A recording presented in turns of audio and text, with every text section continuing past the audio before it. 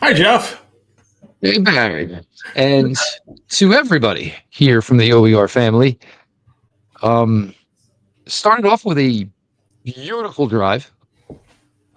And then from there, I guess you all kind of know.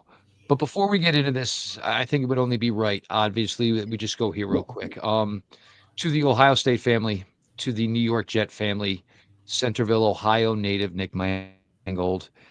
It was probably about 10, 11 days ago where we saw that Nick Mangold had actually taken to social media, basically looking for a donor. And obviously something has happened in that 10 days, obviously worsened at some point yesterday until, the devastating news was released, through social media today. 41 years old. Certainly, Nick Mangold was an absolute pillar in the state of Ohio. 41 years old, first off, is just way too early to leave this world in any way whatsoever. Nick is married. Nick has a family. So to the Ohio State family, the New York Jet family, obviously the Cleveland Browns and the Ohio State, Buckeye fan base, so intertwined. Obviously a rough day for everybody. Um, and at least the New York Jets could get a win over the Cincinnati Bengals today for Nick Mangold. Um, Barry McBride in here, Jeff Lloyd from the OBR. Well, first off, blame Pete Smith for this loss today. I guess he foresaw what was coming and ducked out of this very, very early today. Smart man. Smart man. We often say that, what we think is stupidity for Pete turns out to be the ultimate sign of intelligence. Look, plain and simple. I mean, you get to it, obviously New England, gets the field goal. And even that first drive for the Browns defense, you kind of got that, oh, it's the Browns road defense again. Myles Garrett gets a huge sack, holds him to a field goal. And probably what was the cleanest, most concise looking drive of the entire 2025 season for the Cleveland Browns. I believe it was like 6 plays, 71 yards. Malachi Corley on an end around, two big plays to Fannin. All of a sudden, the Browns are in the end zone. And I'll be honest, where this game ultimately felt like, oh boy, it's going to go off the rails. And look, New England is a very good football team. But when Carson Schlesinger got the interception and the Browns could do nothing with it, I mean, you were already in field goal range when Carson Schlesinger intercepted that ball. And right there at that point, you were like, all right, you know what? Jim Schwartz, okay, Drake May is a really great, young, promising quarterback. We all know what kind of guy Jim Schwartz is. Did nothing with the ball. I actually think the field goal attempt ended up being even longer than it should have been from where Carson Schlesinger originally intercepted the pass. You missed the field goal. And even it was 9-7 at half. Barry, it was 9-7 at half, and you were getting the ball. And then in about, I don't know, what was it, 14 minutes of real time, and all of a sudden, Barry, everything just went off the cliff, and this game was over. Yeah, the wheels really came off in the third quarter. I agree with you. The Schlesinger interception and the inability to convert that was a real sign of what was to come. When there was about 4 minutes left in the half, I wrote to our folks in the VIP chat that the Browns have a wonderful opportunity here to win the middle 8 minutes, right? They could have potentially scored and then get the ball out and double up. That's what teams do if they have an offense. And the Cleveland Browns do not have an offense. They failed miserably on both attempts within that 8-minute window. And that was the end, as far as I'm concerned.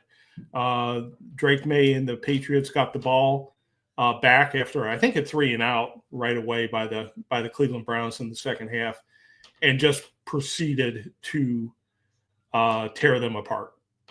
And the third quarter, the expanse of that was really where the game fell apart.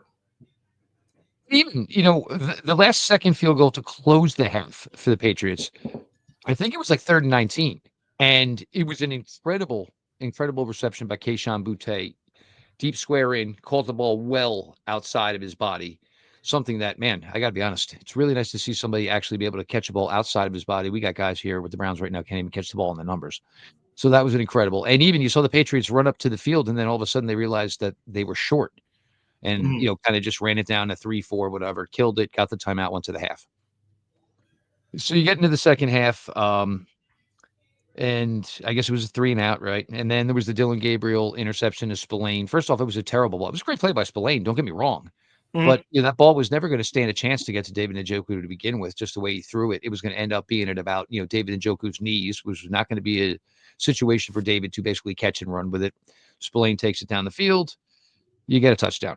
I guess we've all been screaming for a month now about Dylan Gabriel. Can we just see one vertical pass other than the Hail Mary that was, called back by a penalty or a timeout or whatever in London? And he loads up, and look, we can get on Dylan Gabriel, and I will. All right. It's fair. If you look at the numbers and, look, peeking at some early PFF stuff, Dylan Gabriel has gotten progressively worse with each start. Okay. Those are numbers. Those are grades. But of all the people to throw a YOLO ball to, Isaiah Bond. First things first, Isaiah Bond, I will tell you right now, I do not know how he even dresses. If the Browns are trying to justify the fact that they gave him a 4-year guaranteed contract, that's fine. Isaiah Bond is light years behind Thrash. I would rather have Lev Ordain on the field. I just don't understand what the whole Isaiah Bond thing is about. It's really frustrating. And I don't, and everyone, oh, well, I saw some things and some, responses to me. Oh, well, he was really late getting to camp.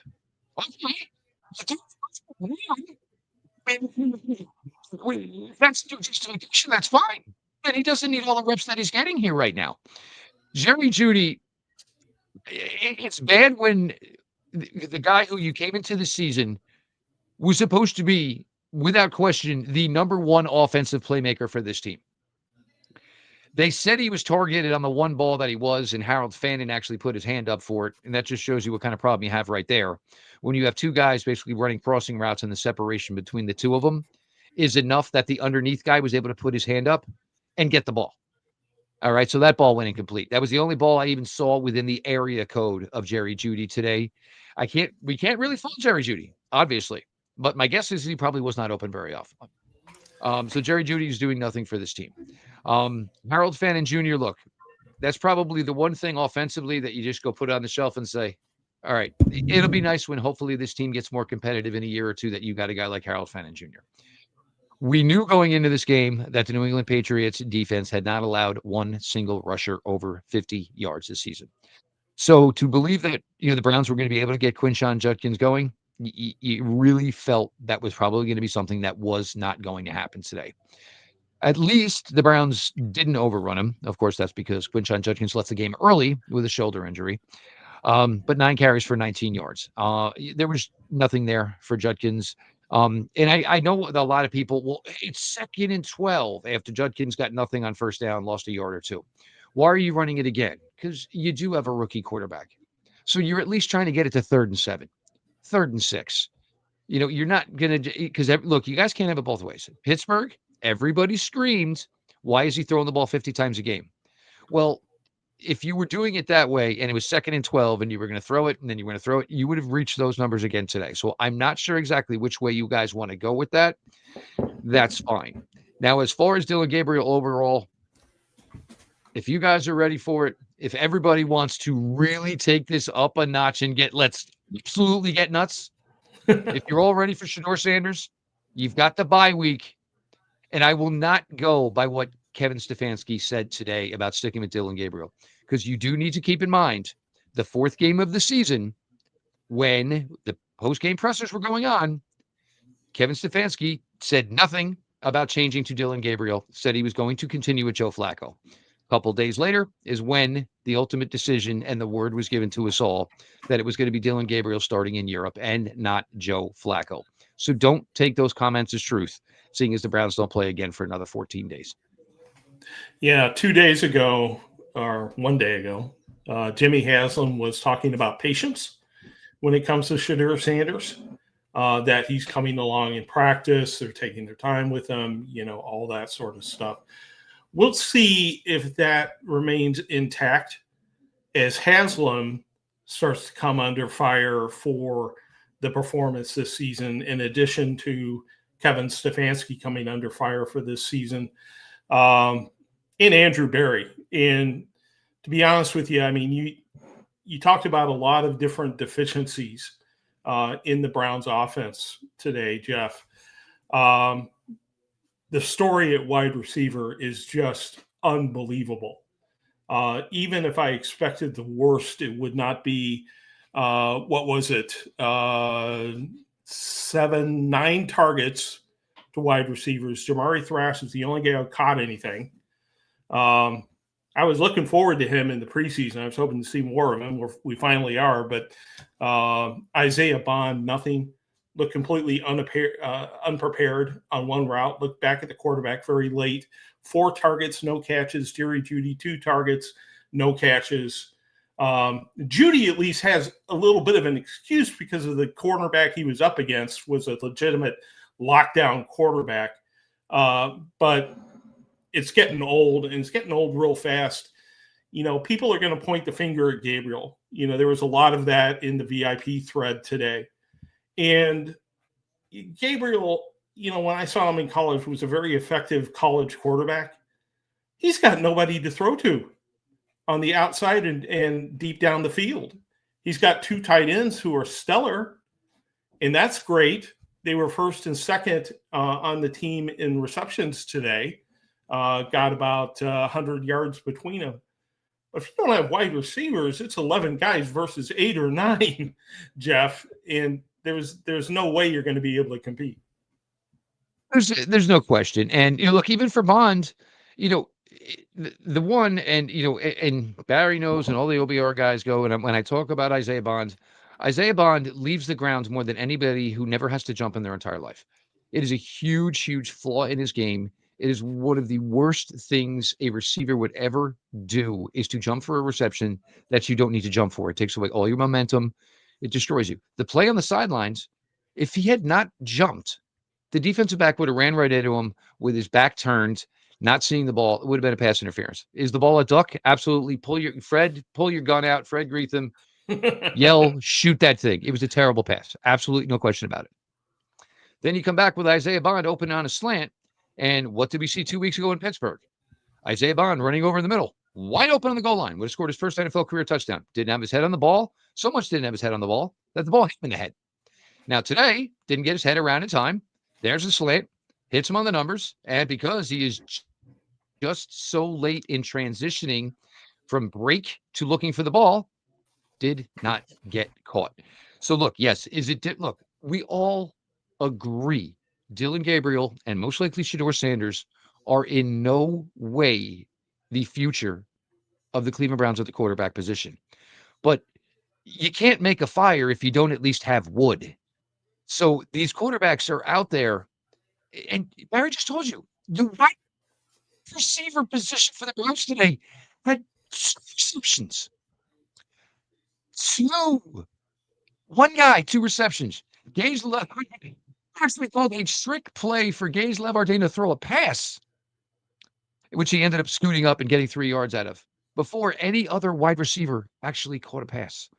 I will tell you right now, if somebody wants to go dig around a little bit, you would probably have to find one of the worst weather games in the history of the NFL to find a lower wide receiver output than 2 receptions in a game.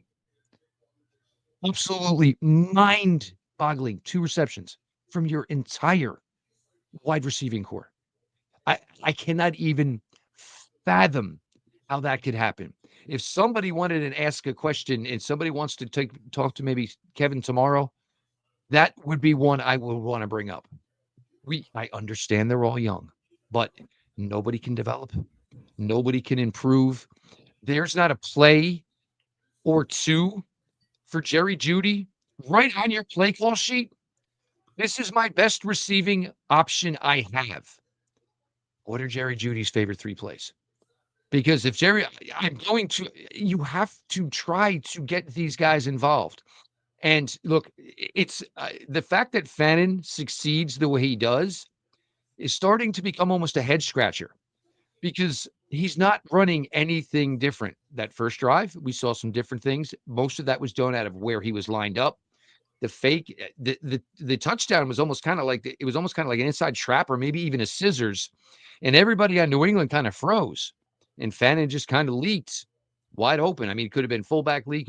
There's several variations of what that play could have been, but Fannin obviously wide open takes it for the touchdown. But the fact that Fannin gets the success he does is even all the more impressive because we're not seeing him run any different routes. David Njoku hasn't run a different route since 2023. It's all the same. He's either crossing to the left, crossing to the right, or just basically setting over the middle somewhere. And just, basically he's the leak out guy. This offense, look, I am one that tries to defend everything I can. We're talking, it's bad. It's putrid. And if you can't run the ball with Quinshon Judkins, it's a laughable offense. Because even if you threw it 90 times today, what would that have led to? You probably still would have only cleared 230 yards in the air.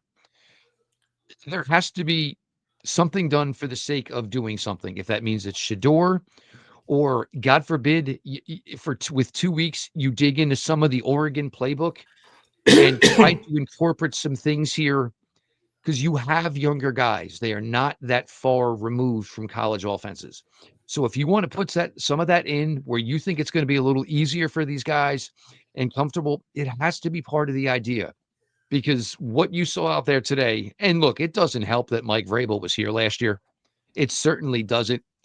And that's why the first drive, and if you guys remember what I said on the pregame show, if Mike Vrabel was here last year, I expect to see a lot of things I've never seen before from the Browns offense today. Mike knows what's going on. He was out there every day at practice last year. And you know what? You had enough to get you through a 6-play, 71-yard drive, and that was it. Mike had you. He was in your bag. Yeah, I'm not a big believer in Vrabel taking a lot from the Browns and having, that big of an advantage because the offense supposedly changed during the offseason, didn't it? We had, Ken Dorsey calling the shots last year. We had a very active read and react sort of situation at the wide receiver position, and now we have Tommy Rees. So, I mean, things changed there a little bit. I put the blame squarely on wide receiver and offensive line at this point. Gabriel, I can't evaluate Gabriel at this point. I know there's a lot of people in the chat pointing fingers at him. I think it's really difficult to evaluate the kid because, he's new. He's got no offensive line, no wide receivers to throw to. I don't think you put Shedeur Sanders in and that's a panacea. I just don't believe that he's going to be able to operate well in this mess either. I think if you're looking for issues, look at player personnel, look at the front office, look at Andrew Berry. I mean, the lack of action around the wide receiver position and the offensive line just is inexplicable. And they went up against a Patriots team today that spent $270 million on guarantees in the offseason for free agents. People want to give Vrabel credit for turning things around. He undoubtedly deserves a lot of it, but look at what the Patriots did in the offseason. And the Browns, when it came to the wide receiver position, got Isaiah Bond and immediately threw him into the lineup. Josh Myers made that point in the chat. Immediately threw him in the lineup. That just tells you how bad the lineup is. I think on most teams he would have rode the bench for quite a while, but not here in Cleveland. So, I think we can all look at this and all be upset as Browns fans. And as Browns fans, we're looking for those who are culpable for embarrassing us in New England, especially people like me who had a little bit of optimism heading into this game, foolishly. But there's a lot to go around. I mean, you don't create a mess like this just with one person. It takes a team to create a mess like this. Let's go with at least an absolutely glowing, amazing positive from today.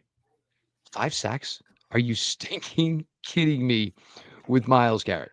I actually I actually thought he had already had 5 because I remember the Bear game from a couple of years ago, and that was Justin Fields, and that was the day that Miles had the 4.5.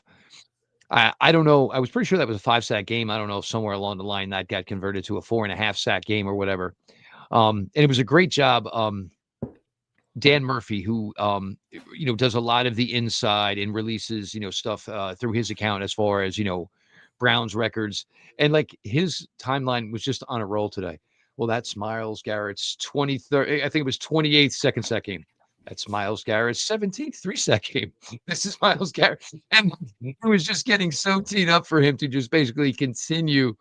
And for Myles, you just there is probably football players in a pass rusher probably doesn't get put on a level maybe like a basketball player or a baseball player to hitting 4 home runs in a game. But when Myles Garrett can get on an absolute heater, it is just something that is just mind blowing to watch. And Drake May, to his credit, had a phenomenal day. And he probably is going to go home tonight going, man, how did that dude get me 5 times? Now, Drake May. Now, what you see here, and even Drake May, this is the thing that is such a huge void. And when I say void, in no way whatsoever do the Cleveland Browns have this. Drake May's numbers aren't bad. But the reason they look great is because of the chunk plays he's turning. And I'm not even talking about the 50-something yards on the ground that he got with his legs. The deep ball to Butte for the touchdown. The deep seam to Austin Hooper, who, if Austin Hooper could still run like that, Austin Hooper probably would have never left Cleveland. Just everything, the ability to do what they can do. And it is such a huge part. And I always say, and whether it's Dylan, and it was the same case with Joe, the Browns offense is basically fingers crossed and a hope for a death of 1,000 paper cuts.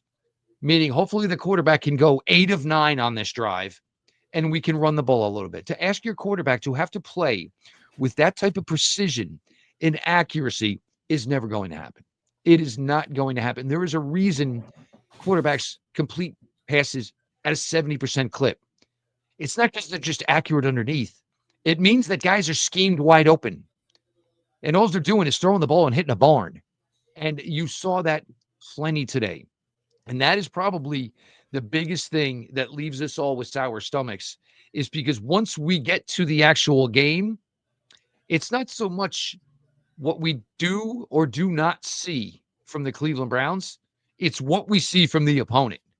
And it's like, oh, well, that must be nice. Well, that must be. How about, the Patriots, probably the first quarter and a half, almost maybe the entire first half, couldn't run the ball. They were trying to go in the middle.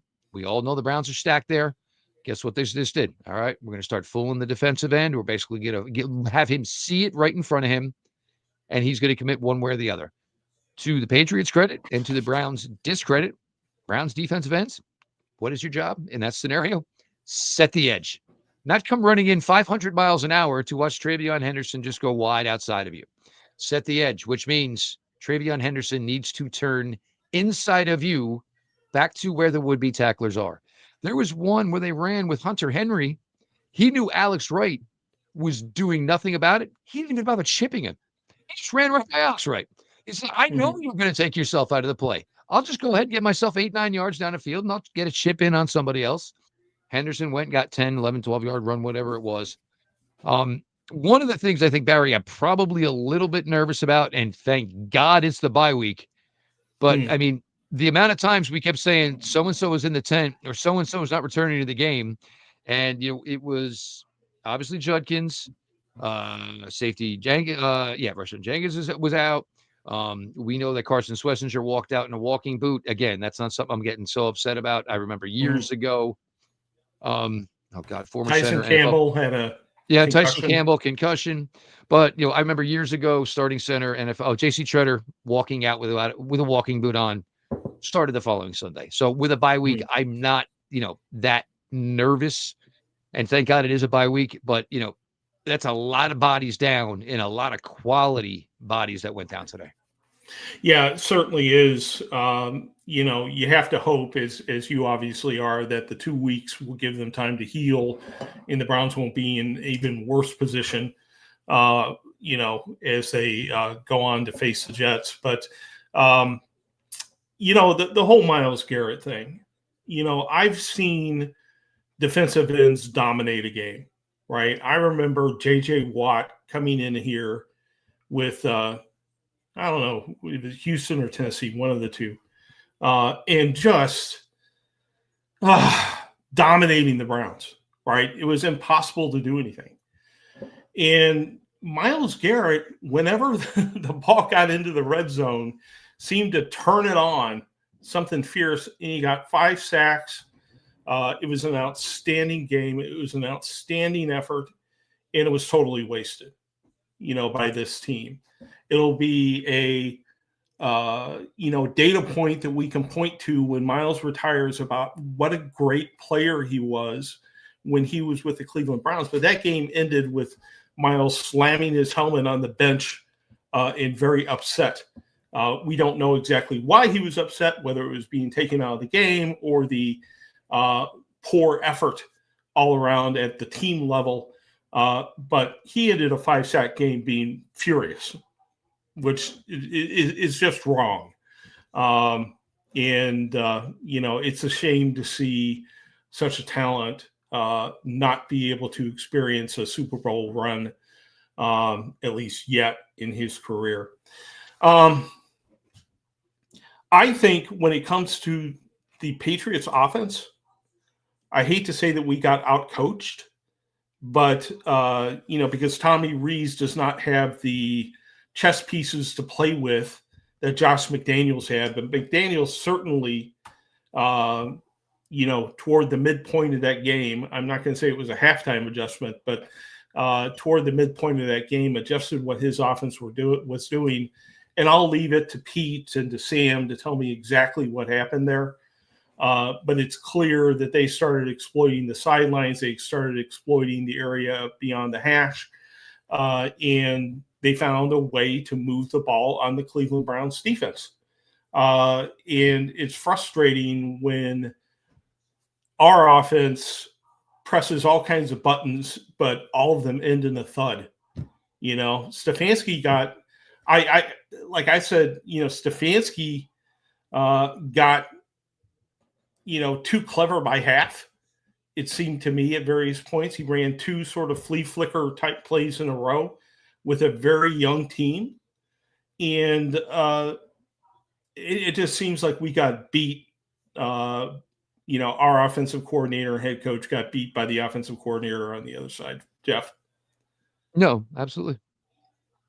Now, to put in perspective, just before now, what we were talking about in the wide receivers, and guys, anybody looking for some good stuff, Jack Duffin's already got some stuff up.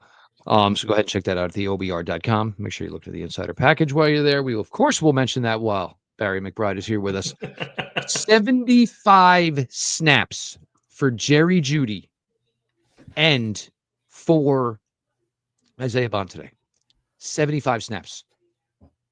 They caught as many passes as you, Barry, and myself. So, yes, look, certainly, Dylan Gabriel, you're the quarterback. Your name is a big part of this mess. It is. But the old adage of, you can't throw it to yourself. They say it in regards to wide receivers. Well, Dylan Gabriel can't throw it to himself either. Even, this is the one when it was the flea flicker, but it wasn't actually going to be a traditional flea flicker. They were trying to run a screen off of it. Mm-hmm. So, because there's just another sign. We have zero idea how to get the ball vertically down the field. And let's be honest, it was about as an ideal late October day as you could get in New England. No wind, sunny. Anybody's ever been to that area of the country in fall, every day's the same. Crisp, cold, windy. You actually got a dream scenario today in New England. And the play of all plays, and you were thinking maybe, and it was so bad. As soon as Gabriel got the ball, he slammed it to the ground because he realized there was nothing there in any way whatsoever. So you're starting 2 wide receivers. And just so everybody knows, Isaiah Bond, again, had more snaps than Gage Labardine, had more snaps than Jamari Thrash, which is funny because Jamari Thrash plays a very light amount of snaps, but you at least get a little production. And I'm pretty sure because he had a reception for 21 yards. So that would mean for the second week in a row now, Jamari Thrash has probably had your longest reception, because the first two catches by Fannin on the first drive were not longer than the 21 yards on the one reception Jamari Thrash had. And that was even another telltale sign. Jamari Thrash had that 21-yard reception, took you from the 20 to the 41-yard line. You blink an eye, and there was Barack was out there to punt the ball. You had one great play, and you couldn't even find anything to save yourself from 40 seconds later to be punting the ball again. And I don't want to forget this. Your nickel corner, Miles Harden, somehow found a way to get 3 penalties today. 3. And the other thing, when you over-celebrate defensive coverage, sometimes it's a trigger to the officials that you're kind of saying you got away with something. Just run away. Run away like a thief in the night. Not the hands up, this, that, and the other. Because it usually is a tell that almost it's kind of like you're trying to say you got away with something. And it's not always the wisest, certainly, thing to do. And one thing on Denzel Ward, it was a really rough day for Denzel. But I think we're starting to see, as Denzel, certainly, age isn't an issue anymore. But if you take a wide receiver like Mac Hollins, a guy who's just bigger, stronger, more physical, it's a disadvantage for Denzel Ward, because Denzel is going to get out physical because he just doesn't have the size. And one of the best abilities Denzel has is getting between him, the ball, and the receiver. You can't get around a Mac Hollins if you're Denzel Ward. He's just too big. He's basically posting up on you if the ball is in the right spot. It was a rough day for Denzel Ward. And it's not often, Barry, that you see teams just say, we're going to go right at 21. And they did. Yeah, it's pretty rare. I'm going to be very interested to see the stats about how often this team was in zone versus man coverage. Ward seems to do better in man coverage. But, there's a lot of talk in the chat room here about, it's a question I'd like to expound on. I'd like to hear your thoughts, Jeff, about what the team does now, right? We are now 2-6. We've got a high first-round draft pick next year, second-round draft pick. We've got a second first-round draft pick from courtesy of the Jacksonville Jaguars. As we go into this bye week, I don't think the Browns are going to be in buying mode, but the question is whether they're going to be in selling mode.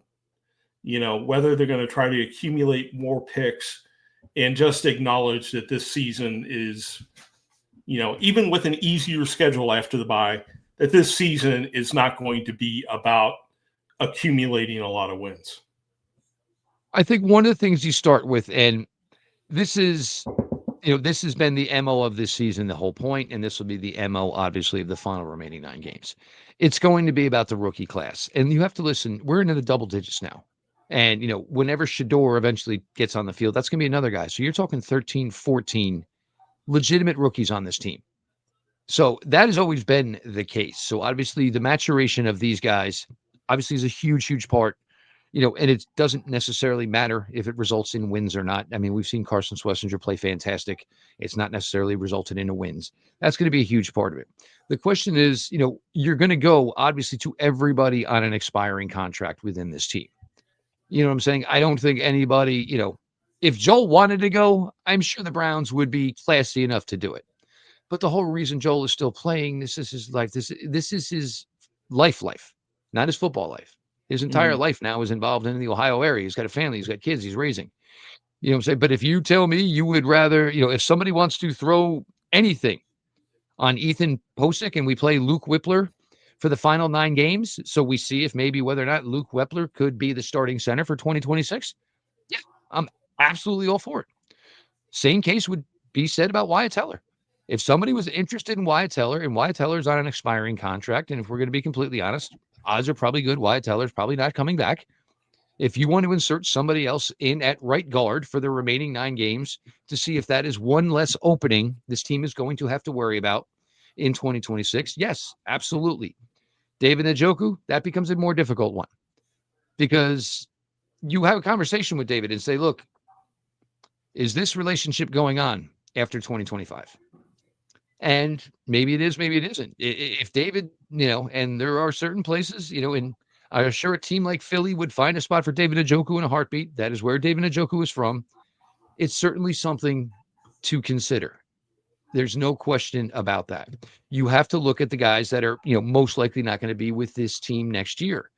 Jerome Ford, this is a guy I was trying to move a couple of weeks ago, but what has Jerome Ford done this year that, you think anybody would probably be willing to offer up anything other than a seventh? I'll be honest, I would take it. I absolutely would take it. Because the thing with Jerome Ford is Jerome Ford comes on the field and everybody knows what's coming. They don't hand him the ball. They throw the ball every single time Jerome Ford is on the field. The last thing the Browns need is a tell. They don't. Right. They're not doing enough that they're disguising anything anyway. But when Jerome Ford comes on the field, it's quite obvious what their intention is to do. But That's I mean, because if you Dylan want, Sampson can't pass block, nope, and no, so they keep him around because when Judkins goes to the sidelines, you need someone who can pass block and play running back. And I think that's the sole reason Jerome Ford is still on this team. And I don't think there's much of a market for I just don't think there's a market for it. But look, if you want to start moving some of these guys that most likely are not going to be a part of the future plans, I don't really see an issue with it. There's no reason to do it. The thing you have to hope, and this will be the question about where this ultimately goes with this team this year.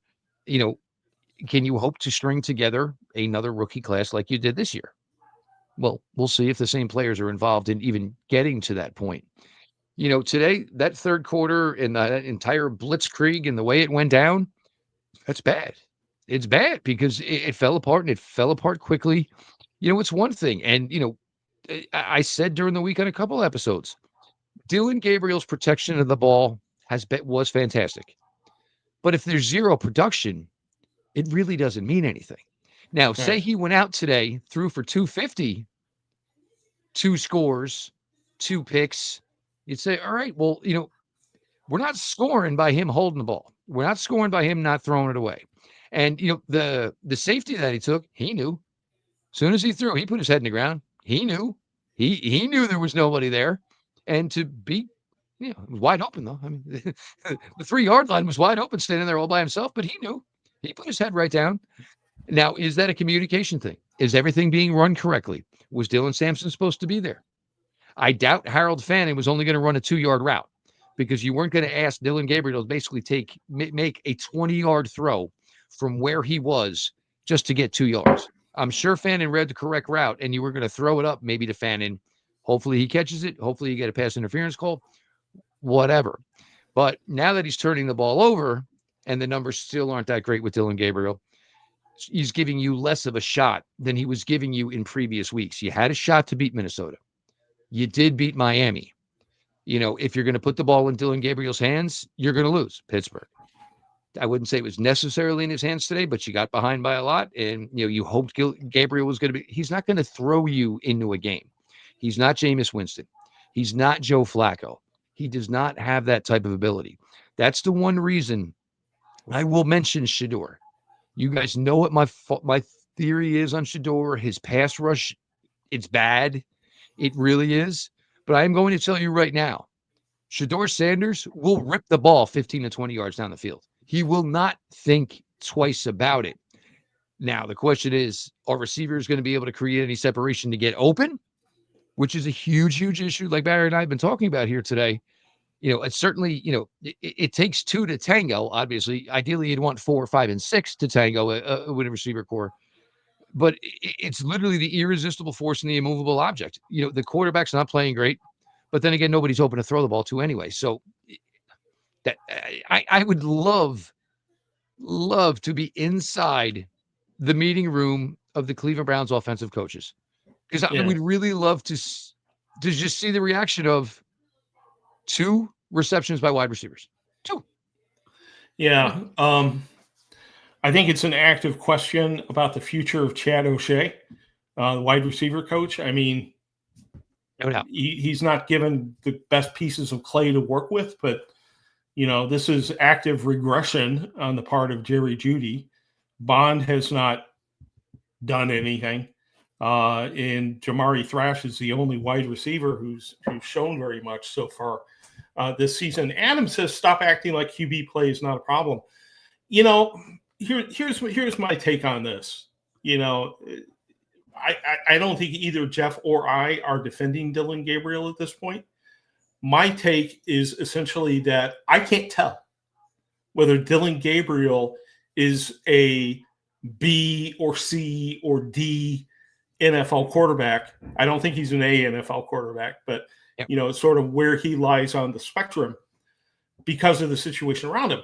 I do watch a lot of Big Ten football, and Dylan Gabriel, when his offensive line was better than the opponent's defensive line, and when his wide receivers could get open, was a very effective college quarterback. I don't know, if the Cleveland Browns had an average offensive line and an average wide receiver core, how effective Dylan Gabriel would be.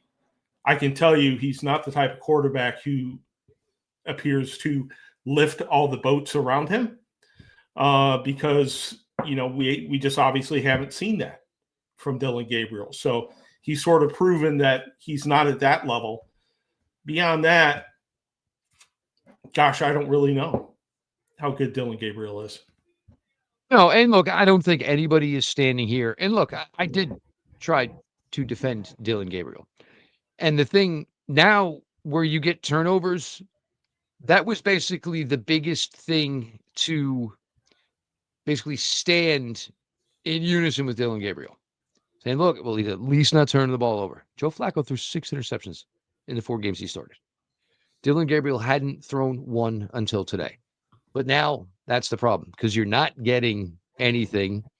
You're not moving the ball. Now you are getting turnovers. So certainly, that is an issue. In regards to Chad O'Shea, we will be completely honest here. The only wide receiver, in my opinion, Chad O'Shea has ever developed in his time with the Cleveland Browns is Donovan Peoples-Jones. He was a 6th-round pick. It was a great athlete. And some of that, though, to the credit was Donovan Peoples-Jones because he was thrown into the fire. If we all remember, Cincinnati, interception was thrown. Odell blew out his knee. Donovan Peoples-Jones ended up, game-winning touchdown reception. But you could go through the guys who've been here over the years.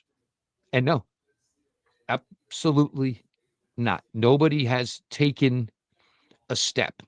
Yes, part of that, you ideally want to be drafting wide receivers in the first round and, you take them with the most surefire to hit. Yes, certainly hasn't been the opportunity here. But, Stephon Diggs out there today, I guess 10 months removed from an ACL injury?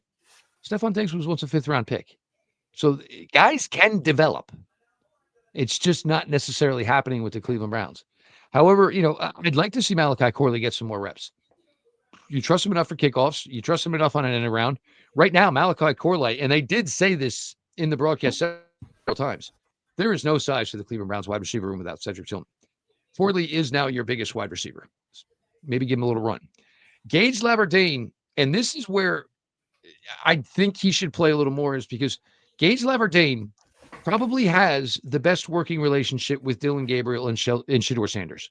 Because when this all started in July, Joe Flacco, Kenny Pickett, they weren't working with Gage Laverdane. Dylan Gabriel was. Shedeur Sanders was. So, that there should be a little bit more of a comfortability level with guys like that. I'm sorry, I can't see Isaiah Bond on the field anymore. And look, excuses were made for him.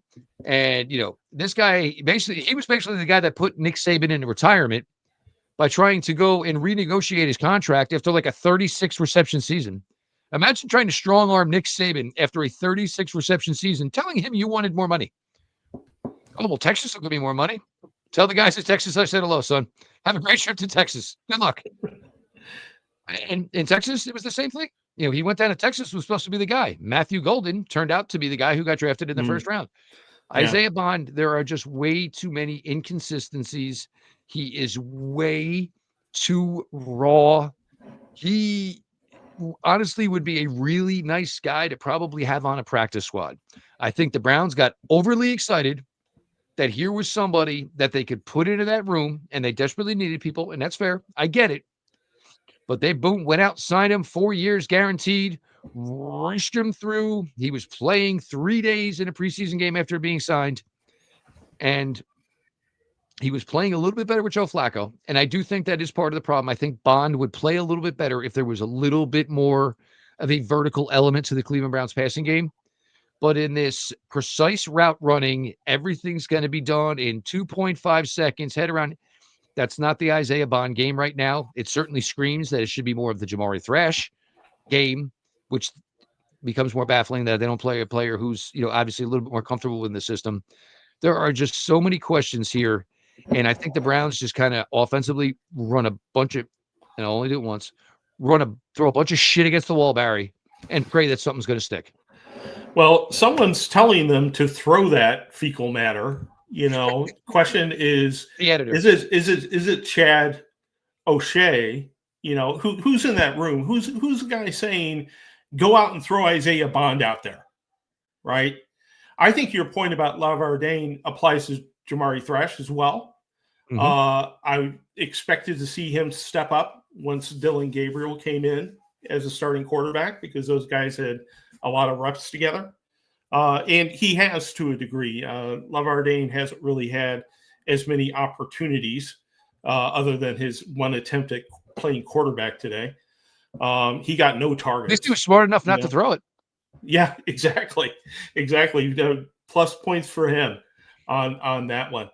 But, the other thing that bugs me about the wide receivers is that we had so many rookie wide receivers. You expect to see them take a step up in their second year, and it's just not happening. Tillman has had 3 years in the system. We didn't see him break out this year when he was playing. He's had some good games, but, never what you really expected, to see him do. Judy seems to have regressed. I'm just not seeing the development of the wide receivers. And you can point to Andrew Berry and say Andrew Berry has no idea how to draft a wide receiver. And at this point, there's not a lot of data to prove you wrong. But I think the other thing you can say is that the Browns haven't developed wide receivers. Amari Cooper was a finished product when he came here. I'm sorry, I'm just not seeing it. There needs to be accountability within this team, and maybe you don't start by firing the head coach, but wide receiver coach, I'm sorry, I don't like to see anybody fired, but there's got to be accountability for what's going on the field. There's no question. And the other thing is, not for nothing, there's been plenty of times, business, sports, whatever, some sort of firing is done for the sake of firing somebody, a shakeup, trying to send a message. And look, obviously whatever Chad O'Shea is preaching, whatever they are doing in practice is not resulting in anything positive come game day. I mean, I will continue two receptions out of your wide receiver room. 2. That is, in my mind, it absolutely blows my mind. I believe Jamar Chase had 11 alone today. Yeah. And not saying any of these guys are Jamar Chase, but right. you can't take 30 reps in an NFL game and not even come down with a reception. 75 receptions between your 75 reps today taken between your top 2 wide receivers, and neither one of them caught a pass. Yes, Jerry exactly Jeudy right. lit the NFL on fire last year. Jerry Jeudy had a phenomenal year. How in the world does he only get 2 targets and walk out of a game with 0 receptions? 0. Harold Fannin is a great story. But when you tell me your tight end 2 is your leading receiver, like when that came out, it's like, well, I know it's true, but God, does it sound bad when it's said on a broadcast? And this is nothing to give Harold Fannin a hard time because he's doing a fantastic job. But that's your leading receiver, and he is a number 2 tight end and a move tight end. It's staggering. It is absolutely staggering. And it's great that the Browns have a bye week for injury's sake and all that stuff. But man, you're the coaching staff, and you're going to let the guys out of the building. You're going to let them out of the building this week. But you're going to sit here all this week working, going, and I'll be honest, I got nothing. Like, if I'm Chad O'Shea, what can we do out of the website? I got nothing. I Yeah. mean, 'cause the problem is when things are so bad, you don't necessarily know how to formulate a plan. You don't know necessarily where to start. And that's the Browns' offense right now. It's simple. If they cannot get Quinshon Judkins to run the ball and run the ball successfully, there seems to be nothing from this team on the offensive side of the ball. And I mean nothing.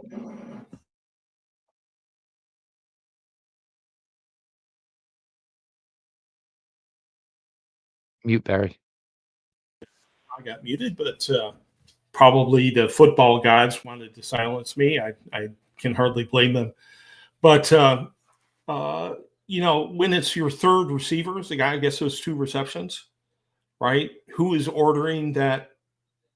Who is deciding to put him in least of all among your wide receivers? It's just, at this point, it's beyond a joke. The defense had several, very solid moments. Alex Wright had a good game. Myles Garrett was believable, and we're spending most of our time here talking about the offense because it's just reached a level of putrid that, rarely comes about in the NFL. But my question, Jeff, is how is Jimmy Haslam going to handle this? Jimmy Haslam has been very patient. He's given these guys a mulligan for the Deshaun Watson trade, given them time. Now we're entering a bye week with the team just tripping over their own feet, against the Patriots. They're 2-6. The season is, for all intents and purposes, over. And is Jimmy Haslam going to remain patient?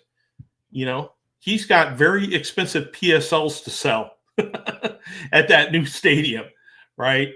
This is not how he wants to go into the bye. Is he going to ask for accountability, or is he just going to say, we got a great 2025 draft class. We'll get another one. Everything will be fine. I have no idea how he's going to react. It's actually, well, first off, that's a great thing to bring up. And also, now you have to keep in mind, this is the bye week. So Right. Andrew Berry is going to have to go face the press.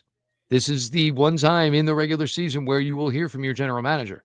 So Andrew Berry is certainly, and they will be out in full force, I can guarantee you. So Andrew Berry will obviously have some, stepping up to do and some speaking to do as well. I am so much into the kind of the same spot with you that you wonder if today's product, and I don't mean just today, the current Cleveland Browns product, if we're talking the stove, where exactly is that for Jimmy Haslam? Because we know what's on that top money-making burner of his stove. And obviously it is that building. So, and Jimmy is not ignorant enough to know that the team that's going there is necessarily the team now. However, we are starting to get closer to, what is the heart and soul of this Cleveland Browns team that would be part of that product going to what's going to be this fantastic facility. As fantastic as Myles Garrett is, most likely Myles is not going to be in 4 years, whatever from now it is, still one of the top overall players in the entire game.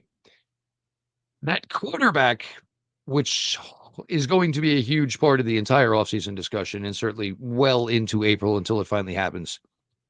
That's the face of whatever this is going to be in Brook Park. Whoever that guy is. And right now I kind of feel sad for this kid because he has no idea the pressure he's going to need to walk into. It's not going to be enough to turn around a franchise. It's also going to be take a franchise to basically, the stadium in Los Angeles version in Northeast Ohio. So and I think Jimmy, to his credit, has done a really good, because I think the whole Deshaun Watson thing is all three of us are guilty here.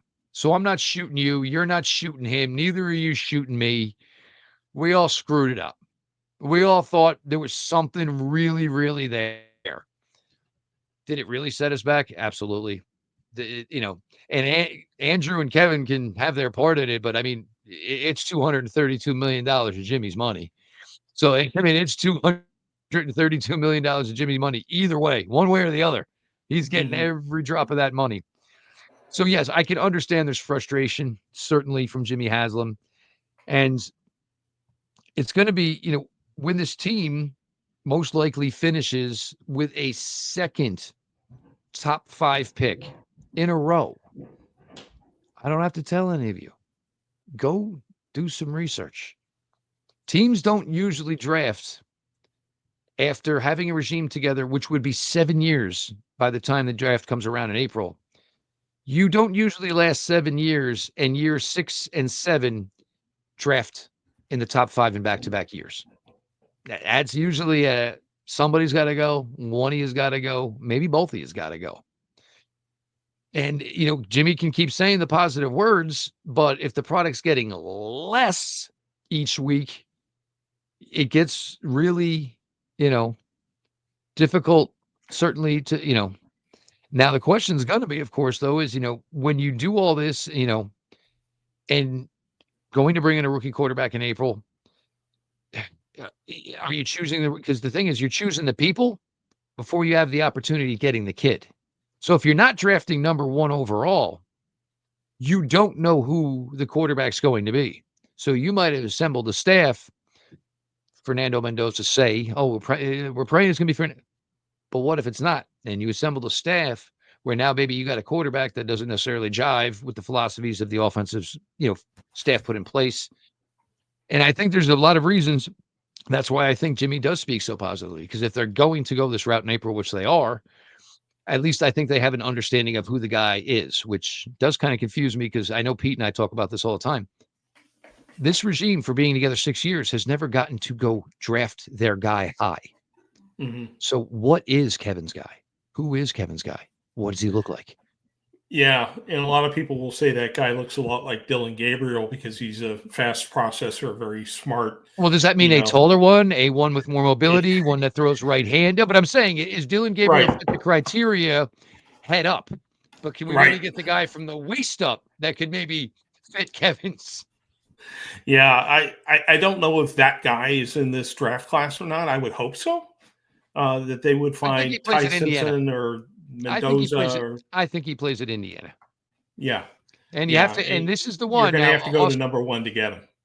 Well, and the other thing is, and one of the reasons and there is a little, kind of a joke there too, is because before Fernando Mendoza went to Cal, Fernando Mendoza was going to Yale. So Right. if this regime is still here, you have to think that might have a little bit of appeal to it, obviously. Yeah, and Um, let's just keep in mind Haslam. When he started out as Brown's owner, he got ripped apart pretty good for having a quick trigger finger, right? He brought in Chudzinski and Lombardi and Banner and made some really bad choices as to who he was going to put in charge of the franchise. But he fired him right away, and he got a lot of criticism for that. The Browns need stability. That was the mantra for years and years and years, right? Well, they've got stability now, right?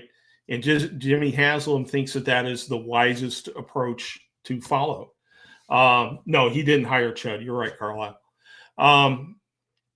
But he did fire some people very aggressively, right? And so he has sort of taken the lesson from that is that we need stability. We need to, last here, whatever. But you also need accountability. And right now, I'm not seeing that accountability out of the Cleveland Browns organization. And we'll see what happens during the bye. Tough, smart, accountable, right? Absolutely. No question. And, these conversations are going to go, and I'm sure number 95 will be consulted. And, if you're Myles Garrett, I'm not sure if you're going to just jump up to Save anybody. If they truly ask you what you think, and Miles is obviously going to be regarded as the pulse of that locker room. No offense to a guy like Joel, but you're not going to go to Joel. We know there's a really good chance, that either Joel is at the very end or even close to, maybe not coming back. And that's where I will give them credit, though, defensively. And even though it is unsuccessful on the offensive side of the ball, because this is a popular thing that I think fans love to say, oh, you lost the locker room. Oh, they're quitting on you. This team ain't quitting on nobody. That Travion Henderson fumble late in the game that Devin Bush got on, that shows you nobody's quitting. One guy chased it down. Cam Thomas chased it down. Got the ball loose. Devin Bush jumped on it. I don't think he's losing his locker room. I don't think his players are quitting on him. Are they frustrated as all hell? Yeah. So are all of you watching. So is Barry. So am I. Absolutely. And it probably even hurts that you get that tease of that opening drive from the Browns. Because I'll tell you right now, open the drink. Oh, and then there you were 5 minutes later going, well, where was that? Because, was that a mirage? Did you, and everybody, oh, it's the scripted plays. For me, it's like you almost wonder, or did you know what New England wanted to do on their first 6 defensive snaps? And that's why your offensive snaps look so great.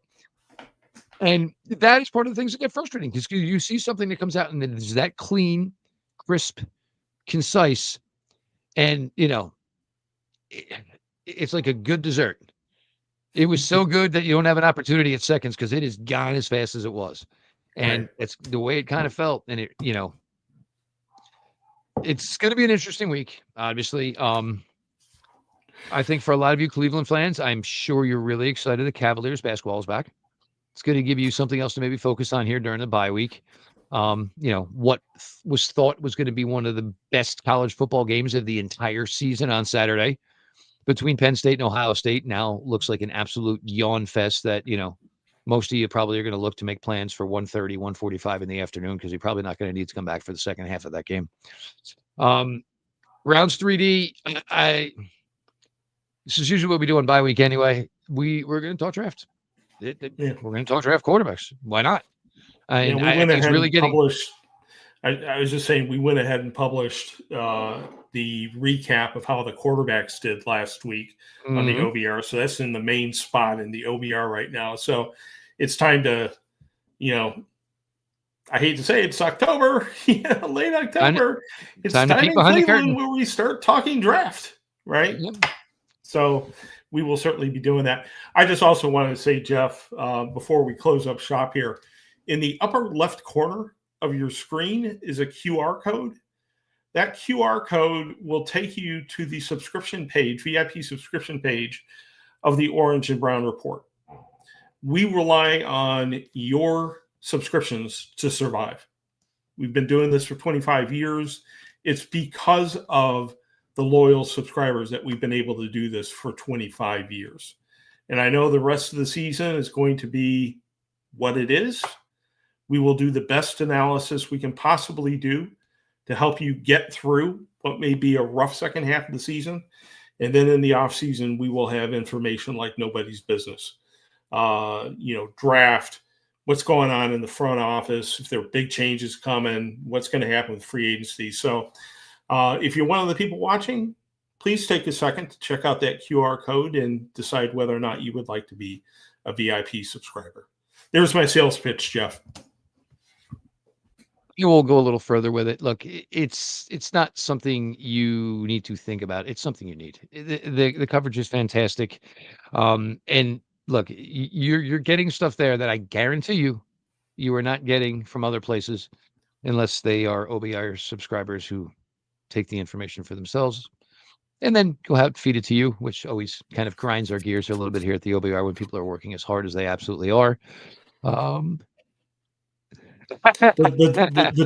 duck, by the way, that is the logo of our streamer. Yes. StreamYard. And so I don't know why they put a duck in the middle of it, but the duck will do you no harm. The QR code will take you straight to the OBR. And actually, if you want, it's actually an homage. It is an homage for some of the balls that have been thrown by Cleveland quarterbacks this year. That is why the duck is there. That is the lure to get you in.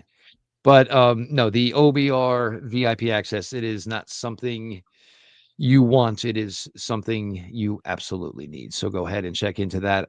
Oh, Carlisle, we're all having a little fun here. We're trying to make it through here, without, maybe giving ourselves a Exactly. swirly in the men's room. But yes, we will, look, show goes on. And, as Pete and I have told everybody for years, you don't pick the assignment. The good things are good, bad things are bad. Sadly, we're here. What I can tell you, though, is the second half of this season is going to have a hell of a lot more of appeal than last year's did. We're going to watch a guy like Quinshon Judkins try to go get 1,000 yards. We're going to pray that this wide receiver room, I'm going to tell you right now, everybody right now in that room is on notice. So these guys, you want to keep playing, because if you ain't making the wide receiver room in Cleveland, not sure where you're going from here, unless you want to go play spring ball. And I want to hear the money ain't that great there anyway. Obviously, the continued, play on the defensive side of the ball, guys like Carson Schlesinger, all that stuff. Like there's a lot of good parts to this team. I just think this team doesn't necessarily function 53 as one. Special teams, defense, offense, three units working together as one. I think that is a huge part of what the problem with the Browns is. Now, look, if you want to point your finger up top or even in the higher office in the building about some of those things, I can't disagree with you. I can't. But, I am one that I kind of like a little more function to things, and we'll see where that goes. Obviously, difficult one today. Start to really see, a little chink in what had been a nice beginning for Dylan Gabriel. Browns, unfortunate, 30-13 losers today. If you all need a laugh, everybody was chastising Browns for till about 3:30 this afternoon. And then everybody once again, and Zach Jackson, I love you. And I think the tweet was, if you want to feel even worse about the Cleveland Browns today, I suggest you check out the Cincinnati Bengals box score. And 4:05 came, and Justin Fields and the New York Jets take down the Cincinnati Bengals. And so it will be the bye week. Tons of stuff coming, obviously, because Kevin will speak tomorrow. There will be an Andrew Berry presser, his 1-year presser during the bye week. I'm sure people are going to find Jimmy Haslam where he is him, try to shove microphones in his face. Draft talk, where this team is at, lots to come. For Barry McBride, for myself, Jeff Lloyd, thanks everybody for coming out again today. Again, to the family of Nick Mangold, the Ohio State family, the New York Jet family. Obviously, a really difficult day on that front. We will talk to you all during the week. And as always, it is football. It is a game. It is a sport. We all love it. Do not take it to the office with you tomorrow morning. A little talk behind the water cooler is great, but don't take it to work with you. Everybody, have a great one, and we'll all talk soon. Night.